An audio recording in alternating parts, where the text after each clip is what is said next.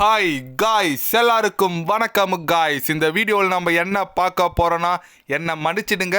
இங்கிலாந்து எதிரான முதல் ஓடிஐ போட்டியில் நான் பண்ணது தப்பு தான். அந்த தப்பை நான் பண்ண மாட்டேன். இரண்டாவது ஓடிஐ போட்டியை கட்டாயம் நாங்கள் தான் வெல்வோம் அப்படின்னு சொல்லிட்டு இங்கிலாந்து அணிக்கே சவால் விடுற மாதிரி பேசியிருக்காரு. நாளைக்கு தொடங்க போகிற இரண்டாவது ஒரு நாள் போட்டி குறித்து பத்திரிகையாளர் சந்திப்பில் இந்திய அணியின் கேப்டன் ரோஹித் சர்மா அது மட்டும் இல்லாமல் ஓப்பனாகவே சவால் விட்டு பேசியிருக்காரு. அவர் என்ன பேசினார், ஏது பேசினார் சொல்லிட்டு வீடியோ டீட்டெயில்டாக பார்க்கலாம். அதுக்கு முன்னே நீங்கள் நம்ம சேனலுக்கு புதுசாக வந்திருந்தீங்கன்னா ஒரு சப்ஸ்கிரைப் மட்டும் பண்ணிவிட்டு வாங்க, வீடியோக்குள்ளே போகலாம். ஆமாங்க, இந்தியா வர்சஸ் இங்கிலாந்து பார்த்தீங்கன்னா முந்தினே தாங்க ஃபஸ்ட்டு ஓடிஐ நடந்து முடிஞ்சிச்சு. அதில் இந்தியா பார்த்தீங்கன்னா சூப்பராக வின் பண்ணிட்டு சீரீஸை 1-0 சொல்லிட்டு முன்னிலையில் இருக்காங்க.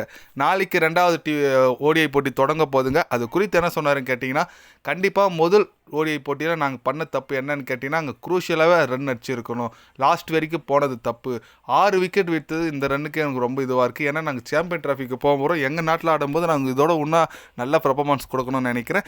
அதேமாரி என்னோடய ஃபார்ம் ரொம்ப கேள்விக்குறியாக இருக்குது. எனக்கு அது புரியுது. இருந்தாலும் ஒரு கேப்டனாக நான் அணியை வழி நடத்துகிறேன். கண்டிப்பாக என்னோடய கம்பேக் ரெண்டாவது ஓடிஐ போட்டியில் இருக்கும். நீங்கள் வெயிட் பண்ணி பாருங்கள். இந்த ரெண்டாவது ஓடிஐ போட்டியை நாங்கள் தான் வெல்வோம் அப்படின்னு சொல்லிட்டு ரோஹித் சர்மா பார்த்தீங்கன்னா ரொம்பவே ஒரு கான்ஃபிடண்ட்டாக பேசியிருக்காருன்னு சொல்லலாங்க. தலைவன் அப்போனா கம்பேக்காக தலைவன் அது பொறுத்திருந்து பார்க்கணுங்க.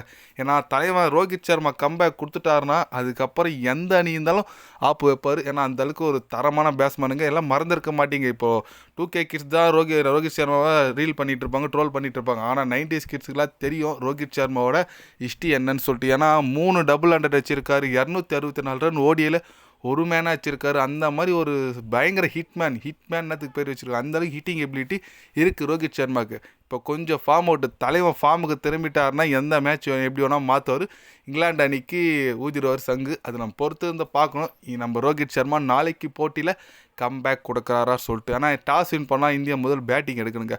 பேட்டிங் எடுத்து எவ்வளோ தான் ரன் அடிக்கிறாங்க, நம்ம பேட்டிங் கெப்பாசிட்டி எவ்வளோ தான் இருக்குதுன்னு பார்த்தே ஆகணும். அதுக்கு ஃபஸ்ட்டு பேட்டிங் எடுத்து ஒரு அதிரடியாக ஒரு 350 370 380 அந்த மாதிரி அடித்து இங்கிலாண்டை சீக்கிரம் ஆல் அவுட் பண்ணாதாங்க நமக்கு ஒரு கலை நம்ம நாட்டில் ஆடுறதுக்கு. அதனால் கண்டிப்பாக அதில் ரோஹித் சர்மா நாளைக்கு வேறு விராட் கோலி வேறு கம்பேக் கொடுக்க போகிறதா தகவல் வந்துச்சுங்க. அதிகாரப்பூர்வமாக விராட் கோலி நாளைக்கு விளையாட போகிறார். ஆனால் யார் ட்ராப் பண்ண போகிறாங்கன்னு தெரியல. ஒரு 2 சேஞ்சஸ் இருக்கிறதுக்கான வாய்ப்பு இருக்குதா தகவல் வந்திருக்கு. அது பொறுத்திருந்து பார்க்கலாம். என்ன கேட்டால் 2 சேஞ்சஸ் என்ன இருக்குன்னு கேட்டிங்கன்னா, ஹர்தீப் சிங் இந்திய அணியில் வர போகிறாருங்க. நம்ம அஷித் ராணாக்கு பதில் நம்ம ஸ்டேஸ் ஐயர் இல்லைனா வேறு யார் ட்ராப் பண்ண போகிறாங்கன்னு தெரியல. ஸ்டேஸ் ஐயர் தான் இருக்கார். இல்லை ஜெய்ஸ்வால் ட்ராப் பண்ணிட்டு விராட் கோலி வராரா இல்லை என்னன்னு தெரில, பொறுத்திருந்து பார்க்கணும். பட் ஸ்டேஸ் ஐயர் போன மேட்ச் செம பர்ஃபார்மன்ஸ் கொடுத்துட்டாரு. அவரு ட்ராப் பண்ணுறது கொஞ்சம் கஷ்டம் தான், பொறுத்திருந்து பார்க்கலாம். நீங்கள் சொல்லுங்கள், நம்ம இந்திய அணி ரெண்டாவது ஓடிஐ போட்டியை வெற்றி பெறுமா பெறாதா? உங்களோட கருத்து என்னன்னு சொல்லிட்டு கமெண்டில் சொல்லுங்கள். இதில் யார் யாரெல்லாம் பார்க்குற ரோஹித் சர்மா ஃபேன் இருக்கீங்க மறக்காமல் கமெண்டில் சொல்லுங்கள். நான் ரோஹித் சர்மா ஃபேனுன்னு சொல்லிட்டு அவருடைய சப்போர்ட் பண்ணுங்கள். கண்டிப்பாக நாளைக்கு தலைவன் கம்பேக் கொடுப்பார்.